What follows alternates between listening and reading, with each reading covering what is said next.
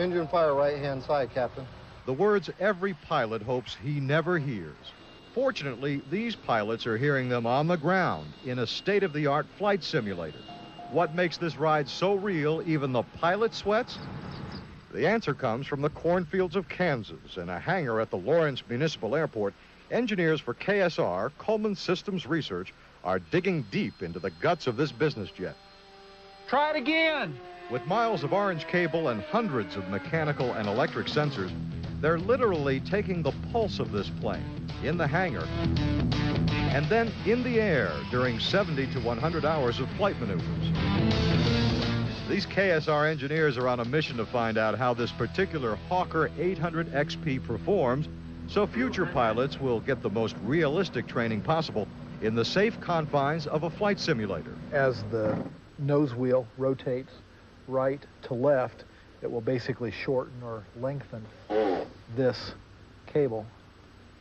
That'll change the resistance of the sensor, creating a voltage that we can measure on our recording equipment. The data KSR collects during weeks of flight testing will end up at companies like Simuflight in Dallas, home to some of the most advanced flight simulators on the planet. You find yourself getting lost in the fact that, yes, I know it's not real, but it sure feels real, and that's the whole purpose. I mean, we're trying to fake out the pilots and give them all the cues that they need so that when they do get in the actual aircraft, they can do it, and they'll be able to respond to it. To get this level of reality, KSR collects reams of information on aircraft instrumentation and aerodynamics. Since 1982, the company has become literally a repository of flight data on more than 70 different types of aircraft.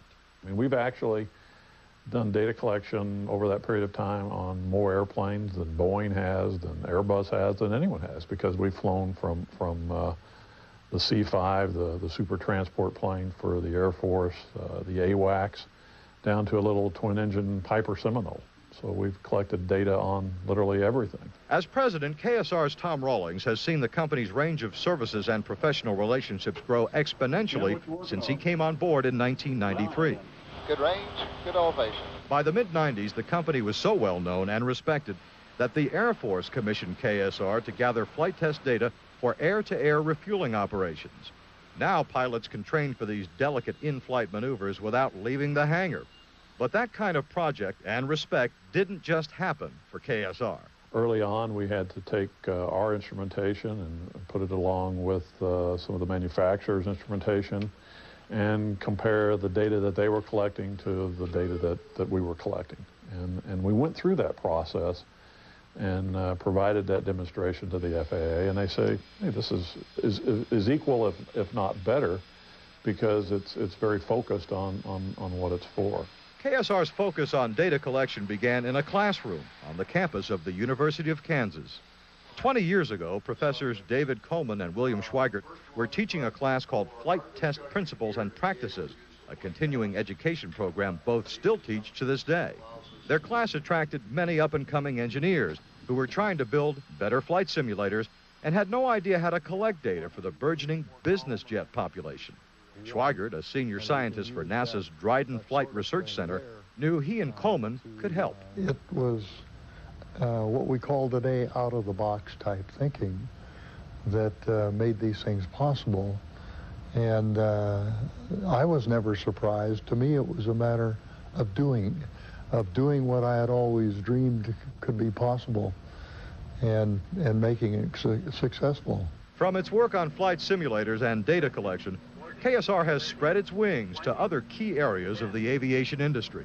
KSR is a leader in supplemental type certification, providing data to the Federal Aviation Administration on planes modified from their original design or flight purpose. And with more air traffic crowding the skies, KSR is helping planes fly closer together at high altitudes, within 1,000 vertical feet of one another. Certifying authorities, government authorities, want to be able to increase the capacity of airspace, and they're wanting to be able to put airplanes closer together vertically. And but before they allow that to happen, you've got to demonstrate that the height-keeping equipment and instrumentation on that airplane are adequate, that the margin of safety is there. To accomplish these tests, KSR engineers place another of their flight test equipment designs, what's known as a trailing cone on the back of the aircraft, to measure the true source of pressure altitude. KSR engineers travel the world with equipment that has become increasingly more portable to get the job done at virtually any location, from Kansas to Canada to Korea. We allow our engineers really to see a program from start to finish. A lot of what we do is strong in theory, so it's a technical challenge. You need a strong theoretical background, but it's also hands-on. Our guys work with real airplanes. We have real airplanes around. And so you can really see the full range of that engineering service. And I think that has been very rewarding. And that combined with the variety of programs that we work on make it an interesting place to work and one that I think gives people enough technical challenge that they're looking forward to the next program. With the constant addition of computers into nearly every aspect of the aviation industry these days, aircraft data collection and flight testing are certain to become even more complex. But with a solid history of out-of-the-box thinking, there's no doubt the team at KSR will be up to the challenge.